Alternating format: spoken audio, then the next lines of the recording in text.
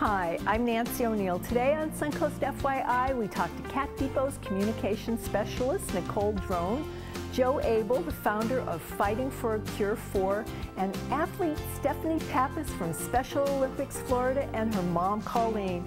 All next on Suncoast FYI.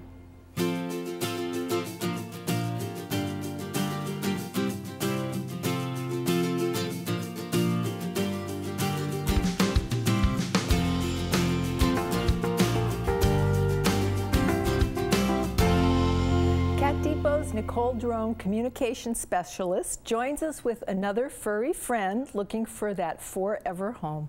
Welcome back, Nicole. Thank you for having us again. And who did you bring with you today? Today we have Joaquin. Joaquin, and how old is he? He is 1 year, 1 month. Okay. And he's here today without his sister, so he's a little nervous. Oh, he's being a very good boy. He's being very good. So he's pretty calm, he's mild-mannered, but very energetic. He loves to play. Yeah. He and his sister like to be soccer stars. They like to play around with little balls. So they would like to go together. I mean, they can be adopted out separately, but you know, they're bonded, they're close, they love to snuggle, they love to play. Wow. And what does she look like? She is a calico. She's beautiful. Ooh. So if you go to our Facebook page or our website, you can see pictures of her. And what's her name? Juanita. Juanita Joaquin and Joaquin. Yes. I love it. I love it. Now, we talked before we came on, his ear was clipped, and I was wondering if that was something that happened to him prior to coming in to Cat Depot, or... Yes, it did. It actually happened prior to coming in. Usually when cats are strays or they're community cats, if someone traps them, takes them into a low-cost clinic, they can get them fixed and spayed, and the vet will tip their ear, so that's kind of a national symbol that the cat has been fixed. Okay, all right, that's very interesting, because I didn't know that, and I thought maybe he had gotten in a fight or something before he came on. No. Okay, now last time you were here, we chatted a little bit about the Help Me Meout challenge.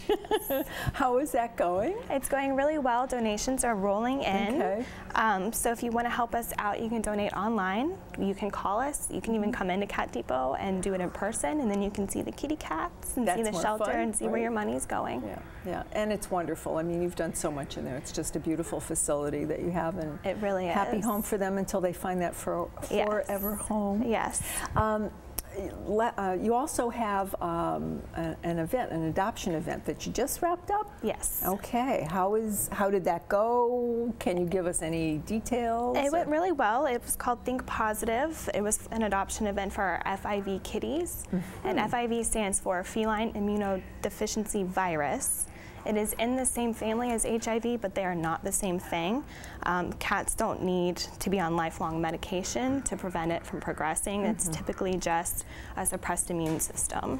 So if they were to get like a little pneumonia or a common cold, it just kind of hits them a little harder.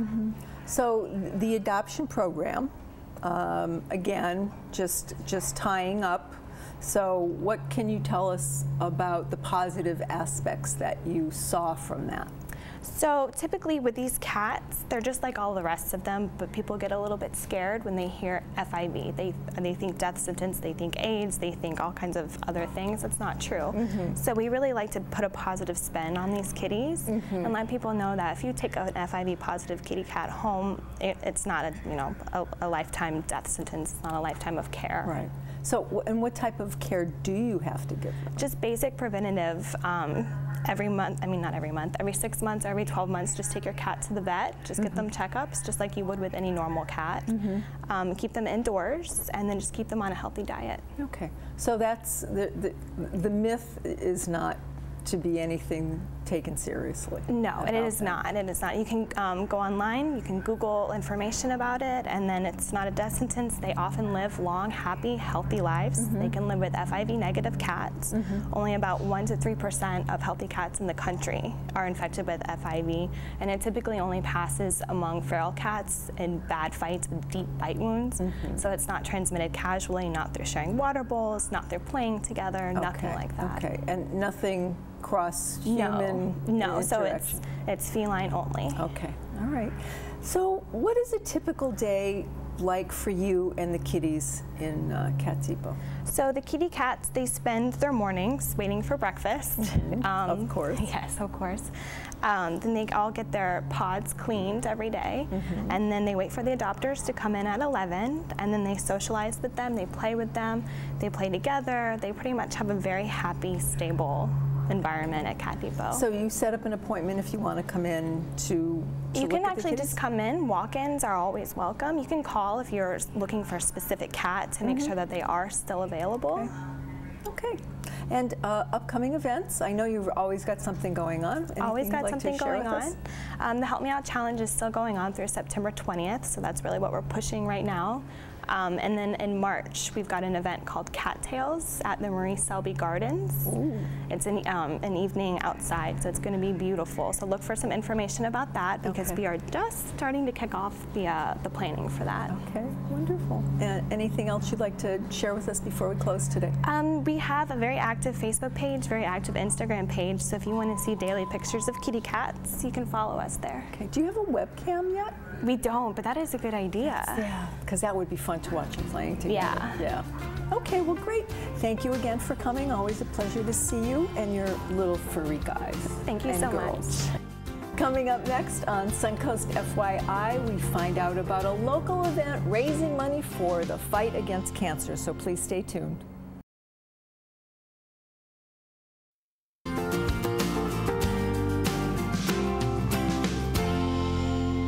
Founder Joe Abel joined us today to discuss his upcoming event, Fighting for a Cure For. Very happy to have you here. Thank you for having me.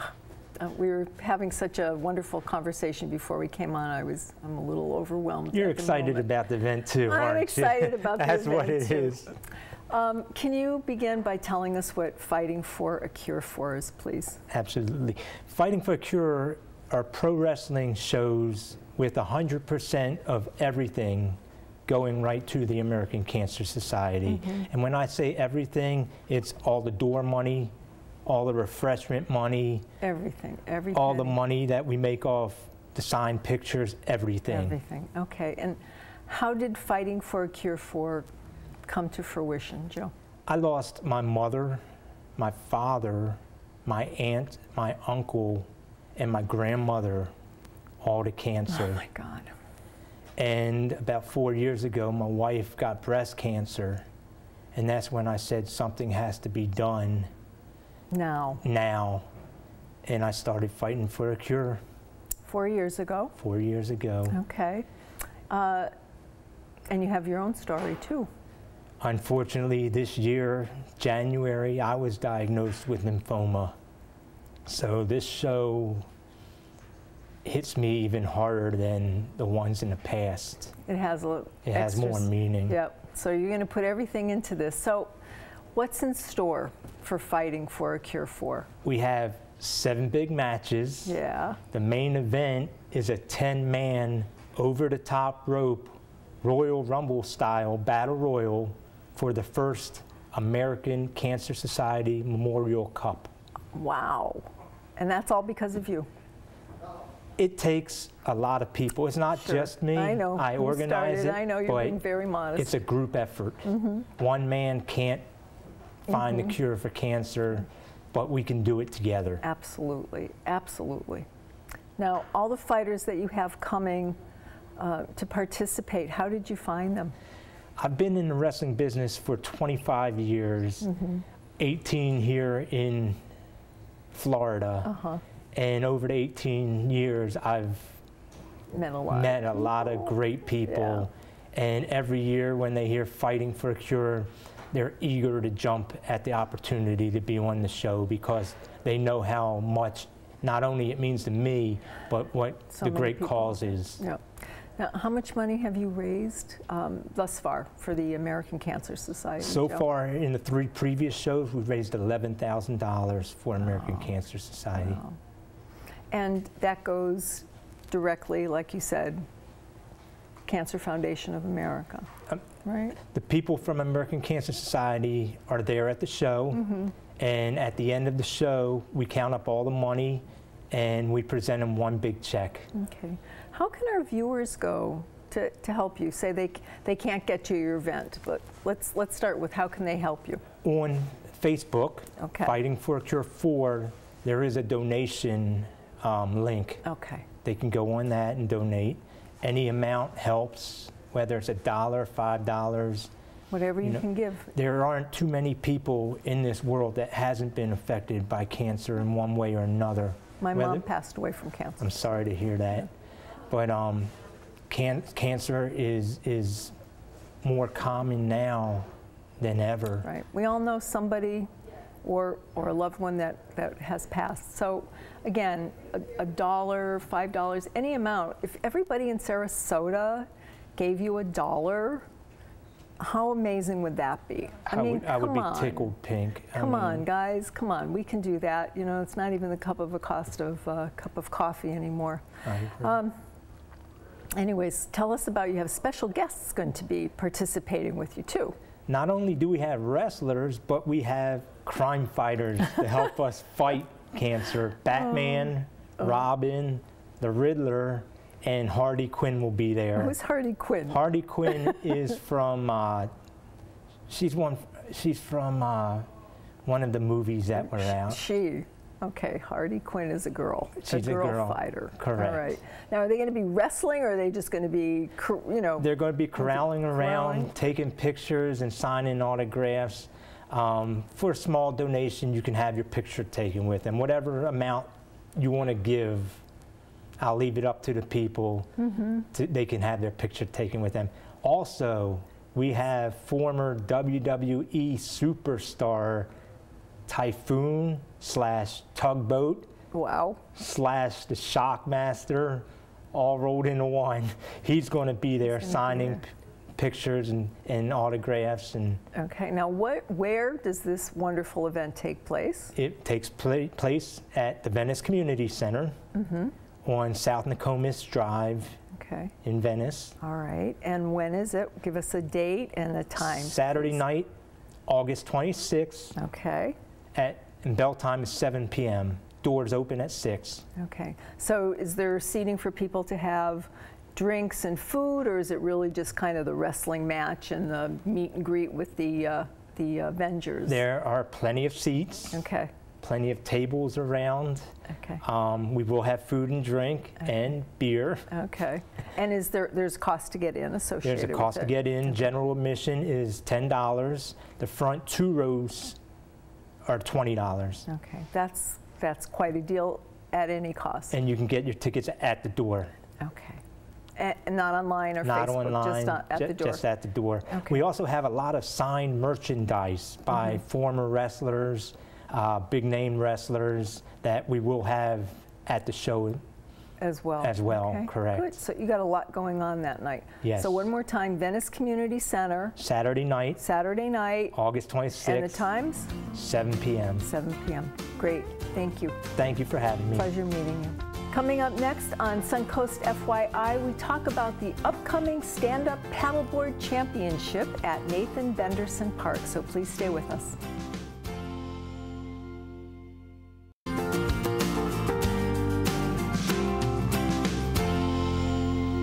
Athlete Stephanie Pappas from Special Olympics, Florida, along with her mother Colleen, join us to talk about the upcoming Stand-Up Paddleboard Championships at Nathan Benderson Park.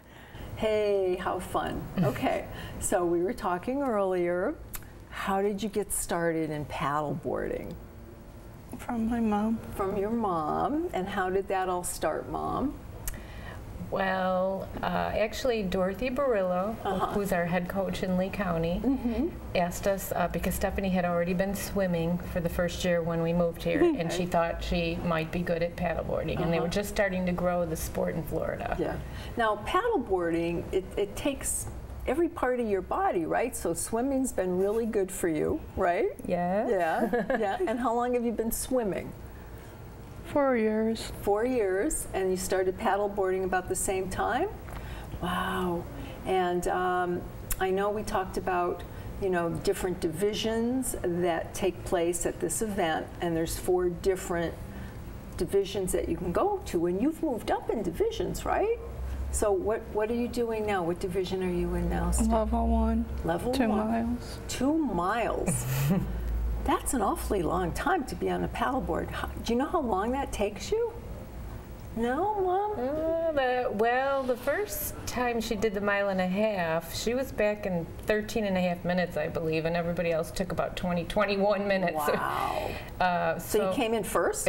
Yeah. It was a new sport for her, and she just excelled. Awesome. So what else do you like? I know you like swimming. Swimming, paddleboarding, track, and tennis. And tennis? Now, what part of track do you like? Because there's a lot of different events in track. Running. Running, you like the running, yeah. Wow, so you're all in. Boy, oh boy, you're running all over the place and paddling all over the place. I love it. I love it. So tell us about the Paddleboard Championship a little bit. How many of your friends, teammates are on your team? A lot. Yeah, a lot. A lot of girls, a lot of boys, or is it both? Girls. A lot of girls, more girls, yeah. Yeah, and how old are they? Well, Steph, she's talking about your particular team in Lee County. Yeah, your teammates, yeah.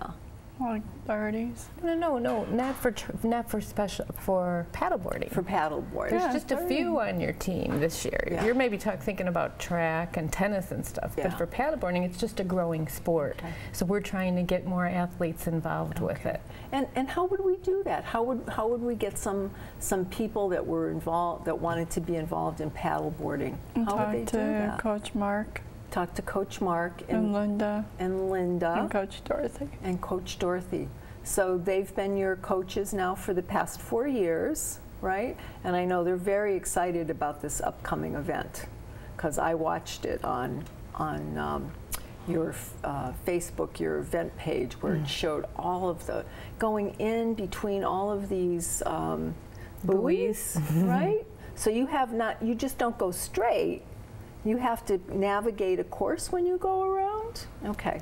So you go so far, and then you start coming back, right?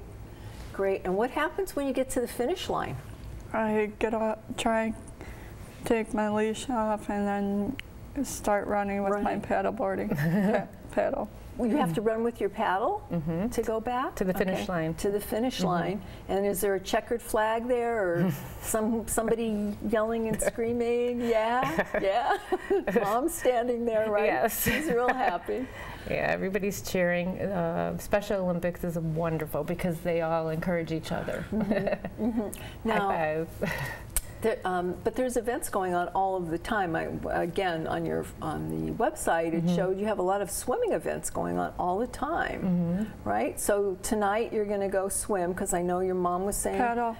You're going to paddle tonight. We swam last night, yes. Oh, okay, okay. Paddle practice. So where are you going to go practice tonight? In Naples. Okay, boy, that's quite a ride to go down there. Well, we live in South Fort Myers, and we're missing paddleboarding today. Okay. So Collier's very gracious, and they let us join their team and practice with them too. So Stephanie can get her endurance exercise. Yeah, yeah, got to get that heart rate. Right? Yeah. Yes. So what would you want others to know about the event and Florida and its athletes?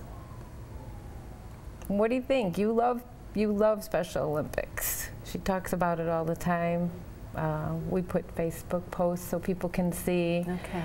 We encourage her friends that she went to school with and other athletes in other sports to try it out. Try it out. Okay. It's good core exercise. Okay, so Mom, when is the event, and what's the date? Next Saturday, 26th. Okay, you got that memorized. And what time should everybody be there? Like 7:15, 7. In the morning, early, right? Early. 7 o'clock, 7:15. She's already inviting her police officer friends from Lee County. They're coming up. Awesome. Officer Missy and so everybody can come and watch. Cheer us on. Does it cost anything to come? No, it's free to the public. Okay. Maybe a little parking at Nathan Benderson. Okay. So it's next Saturday, the 26th. The 26th, or tomorrow. Based on tomorrow. And yeah, I get my dates mixed up. And it's open to the public at Nathan Benderson Park, and it starts at, I think about 8 o'clock in the morning. We're going to have the opening ceremonies. Awesome. And then the races will start right away. We try to beat the summer weather. Yes, there you go. Stephanie, it was great meeting you, and good luck in all of your paddleboarding competitions. And Mom, it was a pleasure meeting you too. Pleasure meeting you too. Thank you. Thank you for tuning in to this week's episode of Suncoast FYI, where we return after a short break. Coming up this week on the Suncoast, the Special Olympics Stand-Up Paddleboard Championship will be held tomorrow at Nathan Benderson Park. Fighting for a Cure 4 will take place at 7 p.m. at the Venice Community Theater tomorrow, August 26th, and this event raises money for the American Cancer Society. Comedian Louis Johnson Jr. will be performing at McCurdy's Comedy Theater through August 27th. From August 12th through September 10th, the Selby Gardens will be hosting the 37th Annual Photographic Exhibition at Payne Mansion. If you would like to promote your community event on Suncoast FYI, we would love to hear from you. Just call us at 941-361-4639. And to view previous episodes, go to snntv.com under Programming. I'm Nancy O'Neill, and we'll see you next Friday on Suncoast FYI.